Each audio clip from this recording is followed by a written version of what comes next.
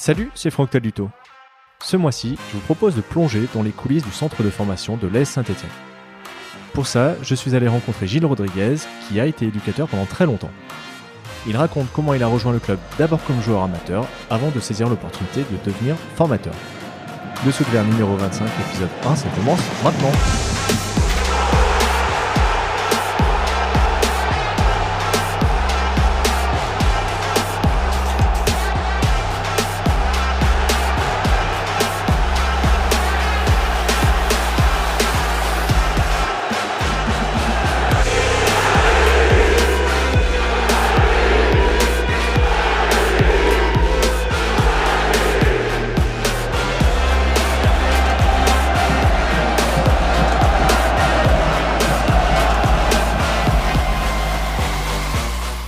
Salut Gilles. Bonjour Franck. Merci de nous accueillir chez toi pour parler d'un sujet que je voulais aborder depuis longtemps dans ce podcast, la formation et les jeunes joueurs.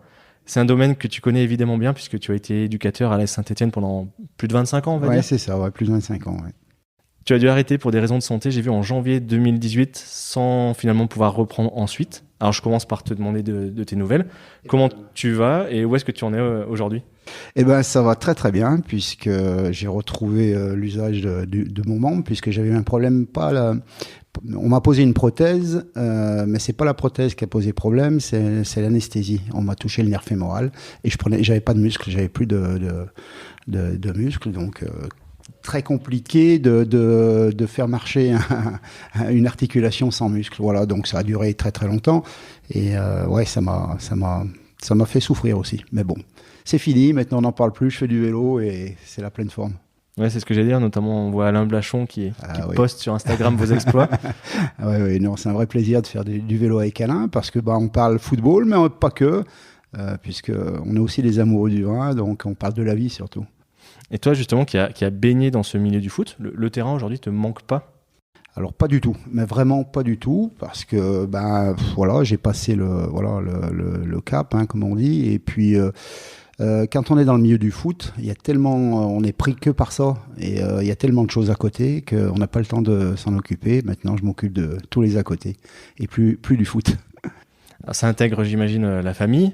Bien sûr. Et la famille, j'ai découvert en préparant. Alors, moi, je savais que tu étais un local avec l'accent dont tu me parlais avant qu'on commence l'enregistrement. Tout à fait. Mais pas que ton papa avait porté le maillot vert et avec brio, puisqu'il a marqué pas mal de buts, je crois, pendant la période de Deuxième Guerre mondiale et après. Oui, c'est après la guerre. Oui, il a été. La famille est arrivée d'Espagne. À Sainte-Foy-l'Argentière, hein, qui est pas très loin d'ici, puisque j'ai un grand-père qui était peintre sur porcelaine. Et puis il a été repéré c'était à l'époque Roche-la-Molière. Il y avait un bon club il y a toujours un bon club de foot, mais qui a fait quelques épopées en Coupe de France. Qui avait fait des épopées, et puis comme ça c'est parti. Il a joué bien sûr à l'AS Saint-Étienne. Il a joué aussi à Lyon. Je le dis pas trop fort, mais non, pas du tout. Et il a joué à Bordeaux aussi, hein, donc quand même trois grands clubs du championnat français. J'ai d'ailleurs un frère qui est né à Bordeaux pendant ces années-là. Dans les années, donc mon frère est de 49, il joue à Bordeaux. Donc oui, il a fait une carrière professionnelle, mais bon, c'était pas le football de maintenant, c'était pas les salaires de maintenant, hein, c'était voilà, il travaillait aussi un petit peu à côté, donc voilà. Mais bon, très fier il a été reconnu. Bon, si on parle avec des anciens stéphanois, il avait un surnom, c'était Canas, donc tout le monde le connaissait sous le nom de Canas, donc voilà. C'est très fier. Le foot était important à la maison quand tu étais petit ? Alors moi, je vais le dire honnêtement non, puisque je suis né assez tard, mes parents m'ont eu assez tard. Mon père était à l'époque malade déjà, il est décédé très jeune, il est décédé à 49 ans, donc j'ai pas trop de souvenirs par rapport à ça. J'ai un frère qui joue au football, mais on n'était pas une famille baignée que dans le football. Non, pas du tout. Toi, sans te faire offense, tu as été un bon joueur au niveau régional. Comment est-ce que tu as rejoint la SS ? Je crois que c'est au milieu ou fin des années 80 ? Moi, j'ai été formé à l'Olympique de Saint-Étienne. Enfin, mon premier club, ça a été la SAM. Alors, la SAM, pareil, c'était un club un petit peu mythique du bassin stéphanois. Hein. La SAM, c'est à l'Étivalière. C'était dans nos vestiaires, c'était des anciens campements de prisonniers.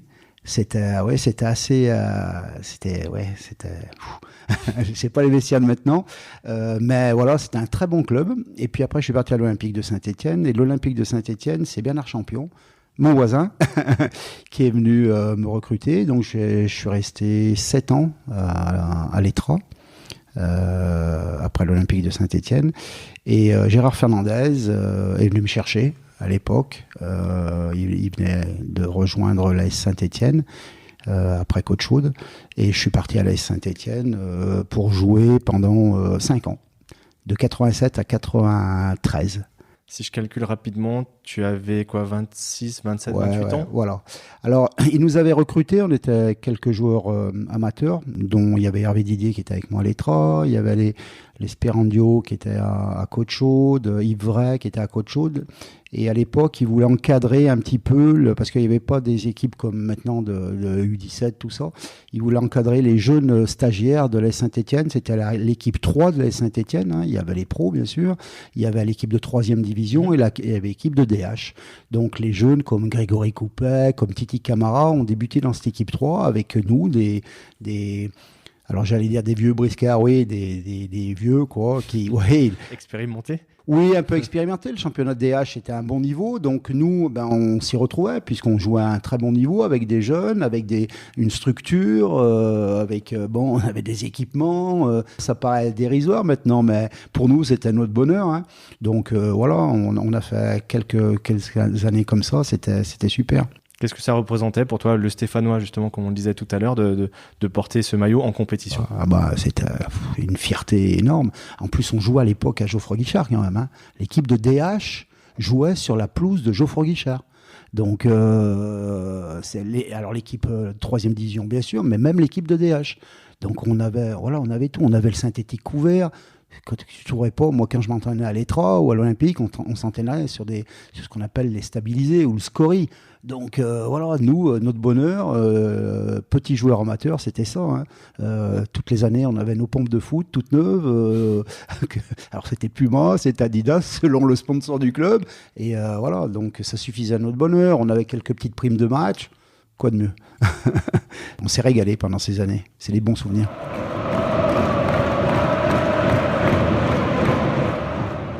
Et comment se fait la bascule comme éducateur? C'est une envie, c'est une opportunité? Tu avais prévu quoi concrètement, parce que tu étais déjà adulte? Honnêtement, rien du tout. Moi, je travaillais, encore une fois, le football m'a beaucoup aidé dans ma vie professionnelle, puisque pour venir à l'Étra, de l'époque de l'Olympique Saint-Étienne, j'avais une formation de mécanicien monteur, mais je voulais pas travailler à l'usine. Donc j'ai dit, il n'y a pas de souci, je veux bien rejoindre l'Étra, mais il faudrait me trouver un travail. Mmh. Et à l'époque, c'était Jacques Didier. Alors je ne sais pas si tu as entendu parler de monsieur Jacques Didier, qui a toujours, il est décédé en 87 ou 88, qui avait une grosse boucherie charcuterie à Saint-Étienne, rue Roger Fapra. Et il connaissait bien sûr mon père, parce que Jacques Didier était un grand supporter de l'AS Saint-Étienne. Il faisait les déplacements, il était ami avec les joueurs. Je dis pas il n'était pas copain, il était ami. Il était ami avec Johnny Rep, avec Jean-Michel Larquet, tout ça. Tous ces gens-là, il les amenait chez lui à Éculieu. Hein. Ils ont fait des bonnes fêtes aussi, hein. Mais bon, ça c'est la côté football. Et en fait, Jacques Didier, il m'a trouvé un travail chez son concurrent. Mais à l'époque, les concurrents, il n'y avait pas de souci, hein. Il y avait du boulot pour tout le monde. Donc j'ai travaillé à la Coop des Charcutiers, à côté du stade. Et j'étais très bien dans ce milieu-là. C'est un milieu au niveau des métiers de bouche qui me plaisait beaucoup. Et entre-temps, je joue à l'AS Saint-Étienne en équipe 3, comme je t'ai dit. Et j'ai commencé à passer mes diplômes d'éducateur. Et en même temps, j'ai commencé à prendre des équipes de Benjamin à l'époque, qu'on appelait. Des pupilles même, à l'époque. J'ai passé mes diplômes et puis il y a eu une opportunité pour entrer à l'AS Saint-Étienne. J'étais joueur, mais aussi... donc j'ai arrêté le fait de jouer. Même si entre-temps j'étais parti à Vauche finir la carrière, modeste carrière. Donc, et j'ai attaqué avec des joueurs comme Romain Reynaud, comme qui est lui-même devenu entraîneur maintenant, qui est entraîneur à Haut-Lyonnais maintenant, qui a fait une bonne carrière puisqu'il a joué en Belgique, il a joué dans des bons clubs. Vincent Péricard, que j'aimerais beaucoup avoir dans ce podcast. Hein, donc Vincent, j'ai débuté avec ces jeunes joueurs que j'ai retrouvés plus tard quand je suis rentré à plein temps. Donc si tu veux, je suis resté 2 ans 2 ans, oui, comme ça. Et on a eu des soucis dans ma boîte. On a, je sais pas, ouais, je peux en parler. Ouais. On avait un personnage qui a pris la direction de ma boîte et ça se passait pas du tout. Donc, j'ai démissionné. Au bout de 15 ans, j'ai démissionné parce qu'entre-temps, on m'a proposé un poste au centre de formation et c'est comme ça que ça s'est fait. Si ça s'était bien passé dans mon métier, j'aurais jamais fait entraîneur. Mais tu sentais que tu avais quand même la fibre pour ça? Alors, ça n'a pas été si simple. Ça n'a pas été si simple. C'est facile, c'est facile quand on commence de le faire de 2-3 entraînements, le match. Mais tous les jours, c'est moins évident. Donc, il a fallu quelques années et puis voilà. Hein, ça s'est décanté, comme on peut dire, mais c'est parti 1 année, 2 années, 3 années, 1 contrat, 2 contrats, puisque tu sais que on était des contractuels et il y avait toujours des remises en question parce que il y avait des changements de direction, il y avait ci, il y avait ça. Ça, c'est les aléas à côté du football, mais bon, ça fait partie de ce métier-là. Et voilà. Et puis je suis resté plus de 25 ans. On va parler de tout ça en détail, mais alors de façon générale, pour commencer, qu'est-ce que toi tu retiens de toutes ces années comme formateur à Saint-Étienne ? Alors, déjà de représenter la Saint-Étienne, que ce soit au niveau local, national, voire international, puisqu'on est parti à l'étranger, Saint-Étienne est connu de partout. Bien sûr ici, mais partout. Et tu es toujours reçu quand tu te déplaces avec des jeunes, je dirais pas comme des dieux, mais pas loin. Hein. Les gens ne savent pas quoi faire. Même avec les équipes de jeunes ? Même avec les équipes de jeunes. Et Saint-Étienne, ça a marqué des générations. Donc, c'est en train de diminuer parce que les âges font que. Mais moi, dans ma carrière, là, on a toujours été. Donc, ça, c'est le côté à côté du football. Et puis après, au niveau football, quand tu as des jeunes de qualité, je dis pas que c'est facile, mais quand même, c'est bien plus facile. Hein. Les éducateurs dans des clubs amateurs ont bien plus de mérite que certains dans les centres de formation, parce que dans les clubs amateurs, ils n'ont pas la même qualité de joueurs. Donc nous, on avait des joueurs de qualité et c'était... Je dis pas que c'était facile, attention, après il faut trouver des bons équilibres dans plein de domaines, mais c'est quand même plus facile quand tu as je m'excuse du terme, une bonne matière première. Hein. Et c'est un rôle qui est hyper vaste. Qu'est-ce que tu préférais, toi, entre le fait de travailler avec des jeunes, qui est différent de travailler avec des adultes, ouais. La conception des séances, t'en parlais ouais. tout à l'heure, ouais. De voir éventuellement la progression. Il y a aussi quand même un aspect compétition. Qu'est-ce que toi, tu préférais dans ton quotidien ? Il n'y a rien de... On préparait la semaine pour avoir des résultats. Parce qu'encore une fois, l'esprit compétition, il y est. Même si faut pas gagner n'importe comment. C'est ce que on a toujours essayé de faire, hein, c'est de mettre la manière. Mais concevoir tes séances, c'était hyper intéressant. Et puis arriver fin de semaine, le match, fallait le gagner avec la manière. Donc, et repartir, faire un bilan et repartir. Donc, c'était jamais pareil, quoi. C'est hyper varié. Et puis après, selon les catégories d'âge que tu avais, là aussi c'était varié. Tu avais des moments plus de travail athlétique par rapport à une catégorie supérieure. Voilà, donc c'était très très varié. C'est un métier. Ça change tout le temps, quoi. Donc, puis ça dépend aussi les joueurs que tu possèdes. Hein. Faut faire de la psychologie, il y en a d'autres, c'est un petit peu moins. Donc voilà, même si on n'était pas, honnêtement, début de ma carrière, on n'était pas préparé, pour souvent accompagner des gens mentalement. On n'était pas préparé, on n'avait pas appris ça en passant nos diplômes. Donc après, est venu se greffer d'autres personnes, des préparateurs mentaux. Donc voilà, j'ai rencontré des gens formidables, dans les échanges, avec des idées, avec... Donc c'est pour ça, c'était une grosse variété de choses.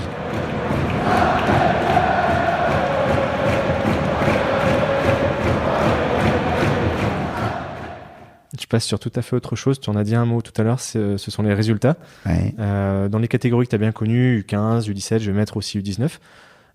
Quelle est l'importance ? Est-ce que c'est une validation du travail ? Il y a une question d'image aussi. Pourquoi il faut des résultats alors que souvent les directeurs de centres de formation nous disent à nous journalistes que c'est pas la priorité, que la priorité c'est de bien former les joueurs, etc. Quitte à à perdre certains matchs, mais en ayant appliqué les principes de jeu qui sont définis. On forme des compétiteurs. Il va falloir qu'ils soient dans la compétition. Il faut gagner. Alors encore une fois, pas de n'importe quelle manière, mais il faut gagner. Donc moi, à un moment donné, j'ai eu une interview, j'ai dit je suis assez fier aussi d'avoir formé des hommes, parce que en apprenant certaines bases de la vie aussi, le respect, tout ça, même si la plupart du temps c'était bien fait aussi par les parents, mais et il y a quelqu'un qui avait répondu sur un site, mais si on forme que des hommes, on va pas former des footballeurs professionnels pour les Saint-Étienne. Je crois que c'est un compromis de tout. Encore une fois, bien travailler la semaine, appliquer les principes, mais le week-end, on a envie de gagner. Alors, sans faire n'importe quoi, on va respecter ce qu'on a mis en place. Et c'était souvent différent. On pouvait décider d'un pressing haut, voire jouer très bas ce jour-là, pour qu'ils apprennent un petit peu toutes les sortes de philosophie. Mais après, ça valide les résultats de ton travail aussi. Si tu finis dernier, qu'est-ce qui se passe ? C'est quoi ? C'est les joueurs qui sont pas bons ? C'est les choix ? Non, ça valide. Donc, et puis, les joueurs, ils sont compétiteurs dans l'âme. Ils comprendraient pas que le coach il dise c'est pas grave. Jamais on a dit c'est pas grave si on a perdu. On peut relativiser en disant ok, aujourd'hui on a fait un bon match. Ils ont été meilleurs, c'est arrivé ça. Mais on disait jamais c'est pas grave, on a perdu. C'est pas possible. On n'avait pas cette philosophie en tout cas. Sachant après qu'il y a un paramètre, c'est que toi entraîneur par exemple des U17, tu pouvais perdre tes bons joueurs la veille du match parce qu'ils partaient finalement avec les U19. Ouais, mais là aussi c'est hyper valorisant. Si l'entraîneur des U19 a besoin de U17, c'est valorisant pour le joueur. On était contents aussi. Donc, toi, tu piochais en dessous. C'était pareil. Donc, combien de fois on a eu des gamins, des jeunes dans les groupes. On était jeunes. Et on allait arracher des matchs, mais ils étaient fous de joie. C'était, et parce qu'ils s'arrachaient plus qu'ils n'auraient dû, en fait. Donc, non, chaque fois, c'est... Alors, il faut une bonne entente entre tous les coachs quand on fait tout ça. Non, mais c'est pas jamais évident. L'humain, Et encore une fois, tous les coachs, ils veulent gagner leur match. Tous les coachs, ils veulent gagner leur match. Donc, l'entraîneur U19, des moments, quand on lui piquait, ces joueurs n'étaient pas trop contents. Donc, il piquait au U17 qui n'était pas trop content, ainsi de suite. Donc, Mais en général, ça se passait bien. Parce que la finalité, c'est la progression du joueur. Mais faut bien s'entendre. Et justement, pour cet aspect résultat, donc tu as été longtemps en binôme avec Lionel Vaillant, qui je crois aujourd'hui est au Puy. Oui, au Puy, oui, avec la réserve du Puy. Oui. Et vous avez été champion de France U17 en 2013. Oui. C'est un des grands moments, toi, de ton parcours d'éducateur ? Oui. J'avais perdu une finale avec Loïc Perrin, Bafé Gomis, contre Clairefontaine. Un match, on fait une finale, une finale... j'en garde pas un souvenir parce qu'il n'y avait rien eu, il n'y a pas eu de match en fait. Les deux équipes, que ce soit l'INF ou nous, l'enjeu avait tué le jeu. On était tellement contractés, donc il n'y avait pas eu de match, on perd au tir au but. Alors, ça c'est dur déjà, mais voilà, et t'as pas de titre, t'as rien. Tandis que là, on est allé chercher le titre, et quand on est allé chercher le titre, c'était contre Guingamp, c'était au Canet-en-Roussillon avec Lionel, et honnêtement... Parce que le match, on l'a regardé encore plusieurs fois. Honnêtement, on gagne 3-0, mais on ne doit jamais gagner 3-0. C'est un match de fou. Et on gagne 3-0. Mais voilà, donc ça a été une explosion de joie parce qu'on avait fait un super parcours dans les poules finales. Et ça validait. Un titre. Encore un titre à l'AS Saint-Étienne. On n'en avait pas eu depuis un bon moment. Donc nous on était contents, comme quand la Gambardella a gagné il n'y a pas si longtemps, donc ça faisait un moment qu'on n'avait pas gagné la Gambardella, mais ça valide quand même quelque chose. Et je reviens à l'équipe à l'époque qu'on avait, maintenant, comment il s'appelle, qui joue en Angleterre, Alan Saint-Maximin, voilà, des joueurs comme ça, et beaucoup ont réussi. Il y a Léo Petro qui est à Lorient, Jonathan Bamba, Jo à Lille, voilà, donc beaucoup de joueurs qui ont réussi. Donc ça a validé quand même aussi tout ça.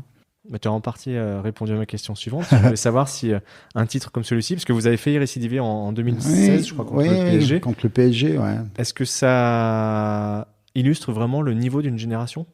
Oui, ça, là aussi, ça illustre un petit peu le niveau d'une génération.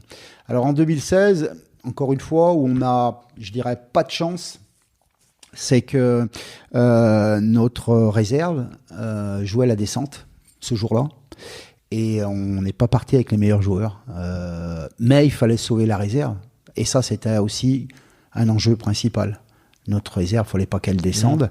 Donc, on n'avait pas le petit Ghezali ce jour-là. Donc, on était un petit peu plus amoindris. Mais bon, ça a donné de la chance à d'autres aussi. Hein. Donc, je pense au petit Ménétrieux qui avait marqué ce jour-là la finale quand on est revenu à 2-2. Il y a eu un fait de jeu aussi derrière. Bon, mais voilà. Mais ça reste aussi un bon souvenir. Mais sans le titre. Alors, ça aurait été meilleur avec le titre.